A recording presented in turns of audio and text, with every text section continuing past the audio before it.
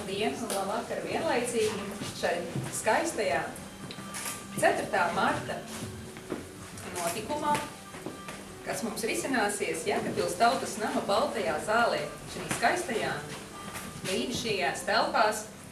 Ļaviņu mākslas skolas putniņš mūs ir saaicinājis uz tādu interesantu pasākumu, uz interesantu izstādi, salidojums. Un vai varētu ienākt prātā tā doma, kāpēc tas nosaukums ir salidojums? Salidoja. Tāpēc, ka putns lido, un tāpēc esam salidojuši. Salidojums ir tādēļ, ka šeit no 48 Ļaviņu mākslas skolas jau esošajiem absolventiem 32 mācību programmas noslēguma darbi ir šajā izstādē. Tad 32 pašlaik ir redzami, bet jau tātad visiem šeit nepietika vietas. Un kur nu vēl būtu nākošajiem 17 Ļaviņu mākslas skolas absolventiem, kas šogad jau izstrādā šos mācību programmas noslēguma darbus. Un tātad mūsu visu šo skolas darbības laiku pavada putniņš logos tāds. Dzīvespriecīgs, simbolizēdams ar rotu un skaistajām pamatkrāsām. Viņš pavada mūs visus šos darbības gadus no 2006. gada. Un tātad 10. mācību gads, svētku gads, un šī svētku gada ietvaros mums jau būtībā notiek 3. izstāde. Tātad vai man te klātesošie, kas ir mūsu mākslas skolas audzēkņi, ir jau redzējuši tās 2 izstādes, kā tur bija? Viena bija lidojums, kas bija pulcējis novembrī, un viena skaista keramikas darbu izstāde Ziemassvētku gaismiņas keramikas darbos arī bija veltīta mūsu skolas radošās darbības 10. gadskārtai. Šeit ir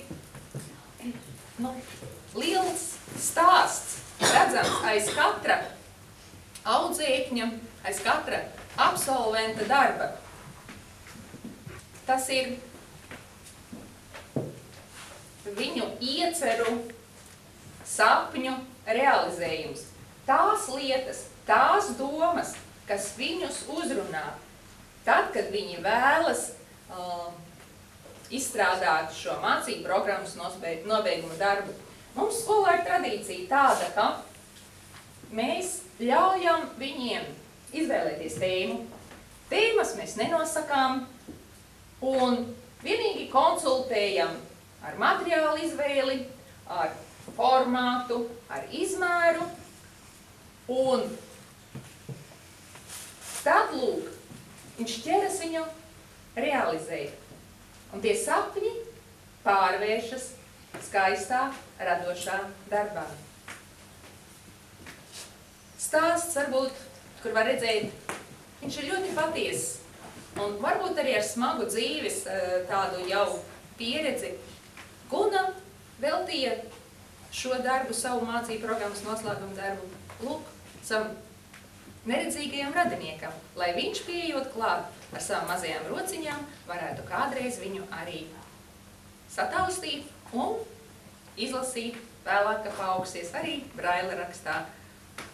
Lūk, vēlēšanās apceļot dažādus Katrīnai, dažādas valstis, ir skaisti parādīts dažādu laiku pulksteņos. Toties te arī pulcējušies skaisti, interesanti, domīgi pingvīni, ļoti interesantā tehnikā. Tātad arī latviskais caur materiālu filts ir skaisti parādīts tādā modernā skatījumā, varbūt ne visiem uzreiz tādā atpazīstamā, ka mūsu latviešu raksti var šādos toņos un šādā izkārtojumā realizēties. Bet te noteikti katrs puisis priecāsies par Arta nobeigumu darbu, kad ir kur sirdi griesiet, ir kur aci uzlikt, ja, tātad BMW fanu klubiņa, tātad tēkrekli. Un, piemēram, Ineta. Viņa ir saskatījusi dzīvē ļoti tādas lietas, kas liek aizdomāties par to mūsu kādreiz daudzajām sejām, par tiem noslēptajām domām, ko mēs varbūt arī neatklājam viens otram. Un lūk, audzēknis to ir ieraudzījis un mums rāda un stāsta. Sintija. Viņa brīnišķīgi gleznoja, un mēs bijām domājuši, ka Sintija kaut ko mums skaistu uzgleznos. Viņa ļoti jauki atvasināja toņus. Viņai bija izaicinājums. Lūk, šis melnbaltais. Viņa ķērās klāt pat ne tam, kas viņai vislabāk padevās uz to brīdi mākslas skolā, bet lūk, viņa kā jaunieti, tātad sievietes portrets, un lūk, caur gaismēnām viņa atklāja to. Bet Gune, kad jūs vēlreiz noiesiet, varbūt jums neienāca prātā paskatīties, tad, kad vēlreiz iesiet paskatīties šo izstādi, paskatāties, tur ir mākslas skolas dzīves stāsts. Kā mēs teicām, ka Gunai ir izdevies, lūk, ar nosaukumu Aizkadros atklāt, kā klājas jaunajiem māksliniekiem mākslas skolā, kāds viņš pārņemts maziņš, ar ļoti cītīgi strādā, kā jau paaudzies, jau tāds lielāks pusaudzis, visādas domas cenšas realizēt. Tur viņš, protams, ir laimīgs, jo ir aizstāvējis savu mācību programmas noslēgumu darbu un eksāmens nolikts. Un te nojaušam, kas tur pašās beigās ir redzams. Izlaidums. Ziedi un laime pilnībā. Lūk, kāds aizkadri no mākslas skolas dzīves. Rauls ienākot mākslas skolā, varbūt viņš teica tā, tikai ne tās krāsas, ar visu pārējo tikšu galā. Lūk, kas notiek mācoties mākslas skolā. Atklāja pats sevi. Pārsteidza gan skolotājus, gan savus tātad klases biedrus. Viņš brīnišķīgi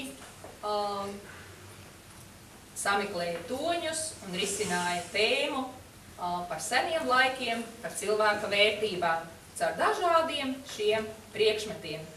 Patvāris nāca no vecstāva bēniņu augšējā stūra atrasts, ja? Tur kaut kur veca bībele, lūk, un vecais laika rādis. Annija, kā redzat, viņa ir sapņojusi jau savu nākošo profesiju. Viņa domā par tērpu dizainiem, bet neviens tērpu dizains nevar tapt, ja tu nezini tērpa vēsturi. Un viņa dažādi pētot, skatoties, analizējot, izvēlējās 3 dažādus laikmetus un lūk attēloja tērpus no šiem laikmetiem. Dekorēja ar tā laikmeta ornamentiem. Arina, viņa meklēja tos aizstāvjus vai tos slēptos ieročus, kādus dažādas austrumu tautas ir izmantojušas, lai gan sevi pētītu, gan lai sevi aizstāvētu. Lūk, šādi viņa apvienoja šos elementus no šīs austrumu valstīm un, protams, pa vidu jaunietes portrets. Kaut kas no sevis, kaut kas no citiem. Un šeit mēs redzēsim Lintas Indijas ziloņi. Tātad, kāda ģimenīte. Lūk, mamma un bērni. Tāds pētījums un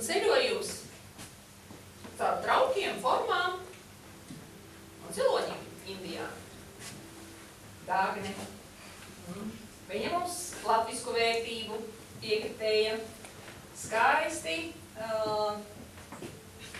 iejutusies ir arī latviskajā senajā virtuvē, kādi māla, podi, trauki, un ļoti uzņēmīgi ir arī veidojusi pati traukus. Tātad viņa bija tiešām daudz darba ieguldījusi, lai visas savas šīs domas atklātu māla podi klusātā. Tad ir Daniela. Daniela vēlījās šo skaistos, kā mēs visi mīlam mūsu Latvijas 4 gada laikus, un šos gada laiku tādus elementus no rudens pļavu lapas, no vasaras zemenes, tur kaut kas apsarmojis un apsniedzis pa vidu. Lūk, skaisti keramikas trauki. Alise, kura tas sevišķi mīlēja mākslas valodu un teica, ka tur viņai nav nekā tāda aizraujoša. Viņa parasti vispār gaidīja citas mākslas skolas nodarbības. Bet tad, kad viņa bija arī apgūsi dažādus šriftus un gotisko rakstu, pajuta to burvību, ka caur rakstu var iejusties arī tajos senajos laikos un aizkļūt un aizceļot domās un pētījumos viduslaikos. Lūk, tāpat darbs viduslaiki. Ilonas maskas. Jā, gribas kaut ko tādu, kas nav mums blakus, kas ir kaut kur. Jā, Āfrika. Tad pētījumi un atkal dažādas skices un risinājumi. Lūk, un ir tapušas 5 burvīgas āfrikāņu maskas.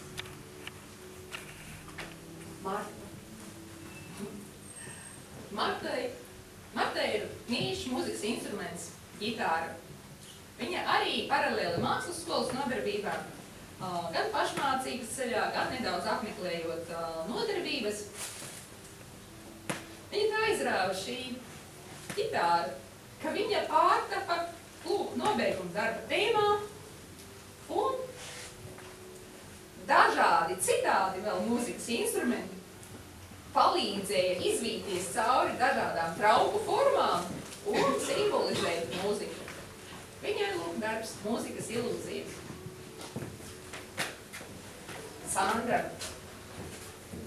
Sandra mums, jā, viņai vislabāk patika veidot, viņai ir čakavas rokas, un kopā ar savu skolotāju lūk mēģināja izdomāt kaut ko no pagātnes, kaut ko nākotnē. Kaut kas nedaudz no senatnes virzieniem papildināts ar mūsdienu. Tātad atmiņas par nākotni. Saprotiet, Elvijs. Elvijs ir cildinājis mūsu pļaviņas. Mūsu skaistā baznīca luterāņa.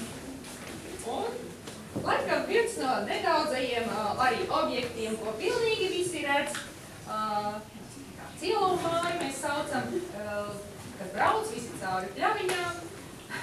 Skats nedaudz braucot no Jēkabpils uz Rīgas pusi, nedaudz labi, un šī celtne uzrunā katru garām braucēju. Un viņš lūk izvēlējās šos 2 tēlus savā diploma darbā, un mēs esam ārkārtīgi lepni, kad viņš spējas atrast to skaisto caur linolēju grīdu. Jolanta var pastāstīt par savu šo mācību programmas noslēgumu darbu. Mana mīļā vecmāmiņa. Jā, tātad mani sauc Jolanta. Mākslas skolu absolvēju kā vienu no pirmajām. Mācījāmies 4 gadus. Jā. Un tas notika, laikam, 10. gadā. Jā, ļoti nācās piestrādāt un tā ļoti patika. Un kā es aizsauku šo visu, tas vispār pateicoties skolotāju Iebertei, jo viņa manī pamanīja kaut ko un viņa teica, Jolanta atnāc uz mākslas skolu un tā. Bet es domāju, ko es darīšu mākslas skolā, tur taču visi tik labi zīmēs un tā. Bet īstenībā neviens tur īstenībā nebija tāds uzreiz, kas mācēja kaut ko uzzīmēt un tā. Visi tur iemācījās un es arī daudz ko iemācījos. Un tagad arī pabeidzu Rīgas amatniecības vidusskolu ar izcilību. Un tiešām māksla ļoti, tā kā manī ir vēl joprojām. Es domāju, ka turpināšu vēl arī joprojām. Un tagad mācos ilgāk par kosmētiku, bet arī saista krāsas, viss naglokas, viss. Vienkārši ieraugu krāsas un vienkārši pazūd tajās vispār. Un domāju, arī nākotnē varbūt kļūt par grāfas terapeitu, kaut kā ar maziem bērniem strādāt. Tā kā jums arī nebaidoties un tā iet, mēģiniet, un jums sanāks. Un tiešām bija ļoti forši, un mēs tiešām daudz ko iemācījāmies veidot, zīmēt un jā, visu kaut ko citu. Tā kā jā, tāds mums bija tas darbs. Bet mīļš. Jā. Nu, tā. Paldies, ja visi būtu arī tik čakli audzēkņi arī kā Jolanta, nu, tiešām tāds paškritisks un it kā dzirdējāt, neticēja sev, bija speciāli jāuzrunā un jāsaka, Jolanta, vai tu nevēlies mācīties mākslas skolā? Es kaut kā tiešām tā biju, jo es tiešām domāju, ka ko es mākslas skolā darīšu, visi taču tur labi zīmē un tā, ko es darīšu un tā. Tiešām, kad es sāku zīmēt, es vienmēr piedomāju pie tā, ko es tādu izdaru darbā, kas nebūtu citiem.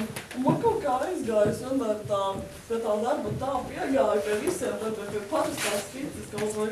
Un nezinu, man tiešām ļoti patika, es biju viena no pēdējiem, kas izgāja no mākslas skolas brīžiem. Un paldies direktorē notiek par to darbiņu, kas vajadzēja arī visu izdomāt, kādā veidā izkārtot, un tas prasīja visu dienu. Un, es gribu arī jums novēlēt, jā, lai skolā tiešām ir daudz audzēkļu, kurus nevar izdzīt uz mājām, ja, kuri grib strādāt un strādāt pie darbiem, un lai jums tiešām radošas idejas un viss jums veicas. Paldies! Man jau arī vispār kā atnākot, vispār pirms es iestājos mākslas skolā, arī jūs esat vainīgi pie tā, ka jūs sākumā vispār izviltošajā skolā bija tie pulciņi. Tur jau arī 100. Sākumā es aizgāju uz mūzikas skolu, kas arī mākslas nozare. Un tad jau es to pabeidzu un domāju, kaut kas jau ir jādara tomēr, nevar sēdēt mājās. Un tad es domāju, jāiziet, jāapciemo jūs. Tās nokļuva. Un jā, sākumā es noteikti baidījos no gleznošanas, bet redz beigās līdz tam arī nonāca, ka tā arī beidz savu skolu. Bet mākslas skola vispār tā kā interesanti tādā ziņā, ka tas nav tikai, kur iemācies profesionāli strādāt un labāk, bet tur arī apgūst saprot to, kādos novirzienos vispār māksla plešās. Jo ir viss redzams keramika, glezniecība, grafika, visādas nozares. Tas galu galā tad nonāca pie brīža, ka tev pēc vispār izglītojušās skolas vajag iet kaut kur tālāk studēt. Un tad vismaz man bija skaidrs, ka tas būs virziens, būs māksla. Tad tagad aizgāju mācos interjera dizainu. Teikt to, ka Pļavļu mākslas skola 10 gadu garumā ir piedalījusies daudzos un dažādos pasākumos, un šoreiz arī mēs esam izgājuši ārpus sava novada. Te vēlreiz paldies jāktuviešiem un pļavņiešiem, saviem cilvēkiem gribu pateikt, nepamieties mākslu, cīnieties, darbojieties, jo tas ved uz tām zvaigznēm, kuras vienam otram uzspīdēs, vienam otram varbūt kāds nespīdēs, bet centīsimies, darbosimies, lai mūsu dzīve ir druscītiņa gaišāka nekā parastā ikdiena. Paldies! Tādu mazu mūsēnu noķēru, staigāju ap to mammu. Vispār esmu priecīgs par šādu izstādi. Liekas, ka jums otrā izstāde? Mums? Jā. Kaut kad bija vēl viena. Jā, mēs bijām tikai 3 gadus mācījušies un atlidojām pie jums arī vienu reizi. Jā, tas ir notikums un interesanti paskatīties, kā jūs mājās strādā. Un es domāju, ka mums bērniem arī būs ko pētīt, un tas arī tāds labs audzinošs process arī pašreiz, kas notiek uz pavasari, jo arī 5. klases mums arī gatavojās, un arī 4. jau sapņo par beigšanu. Domāju, visas šīs te izstādes pierāda vēl to, ko Latvija nav redzējusi arī. Latvijas mākslas skolu seminārs, es to domāju, kur mēs izstādījām līdz šim tikai metodiku, tos papīrīšus uz kartona salīmē un tā tālāk. Ja, bet šeit mēs redzam īstu materiālu, ka mēs, protams, mākslas skolu strādāt ar ļoti daudzveidīgiem materiāliem. Jo tur Rīgā nemaz neredz un nemaz nevar sapņot par šādu izstādi. Nav redzējuši nemaz. Nu, pirmā varbūt šī izstāde ar putniem, varbūt, ka kaut ko viņam līdzīgu priekšstatu par mums arī sniegs arī beidzot. Esmu priecīgs arī par tematikām, ka jums ir brīva radoša pieeja visam kam. Un es domāju arī modernā mākslā un stilos dažādos arī. Un patīk arī, ka jūsu skola arī strādā tāpat tās brīvi, nepiespiesti, radoši un ļoti, ļoti nopietni. Tas man arī priecē.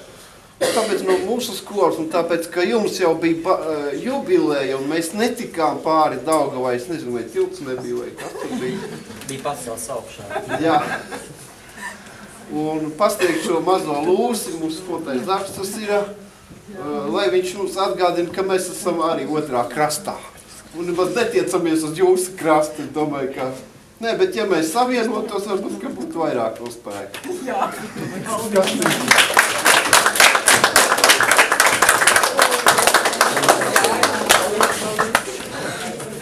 Tad, kad ir draugi, tad arī viss veicas. Tad tu zini, ka tu neesi viens, kad ir cīņu biedri, domu biedri un ļoti bieži vien, kam tam es domāju, es pazvanīšu? Vai nu uz Skrīveriem, vai nu uz Jēkabpili.